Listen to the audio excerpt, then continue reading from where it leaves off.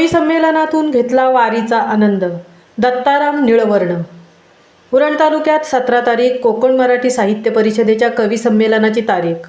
योगायोगाने या 17 तारखेला आषाढी एकादशीची वारी आल्याने शाखेचे अध्यक्ष मच्छिंद्र म्हात्रे यांनी विठ्ठल भक्ती या विषयावर कविता वाचनाचे आवाहन केले। त्यानुसार विमला तलाव उरण येथे झालेल्या कवी संमेलनात कवींनी भक्तिमय कविता सादर करून रसिकांना वारीचा आनंद दिला, असे मत कार्यक्रमाचे अध्यक्ष ज्येष्ठ नागरिक दत्ताराम निळवर्ण यांनी आपल्या अध्यक्षीय भाषणात मांडले।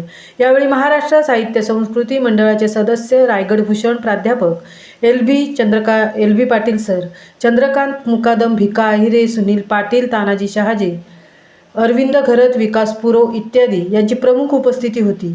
वारी, रिंगण, विठ्ठल रुक्माई, चंद्रभागा, ज्ञानेश्वर, तुकोबा यांच्या कविता गाऊन भक्तिमय वातावरण निर्माण झाले। या वातावरणात मधुबन कट्ट्याचे अध्यक्ष रामचंद्र म्हात्रे, मका म्हात्रे, मारुती तांबे, अजय शिवकर, संजय होळकर, हेमंत पाटील, नग पाटील, संग्राम तोगरे, अनुज शिवकर, भगवान म्हात्रे इत्यादींनी कविता गाऊन सादर केल्या। यावेळी उरणातील सुप्रसिद्ध नृत्य कलाकार पपन पाटील, पेणच्या नृत्यांगना रिद्धी चिंबुलकर यांना जीवनगौरव पुरस्कार प्रदान करून सन्मानित करण्यात आले। कार्यक्रमाचे सुरेख सूत्रसंचालन संजय होळकर यांनी करून कार्यक्रमाला रंगत आणली। महामुंबईसह मिलिंद खारपाटील, उरण।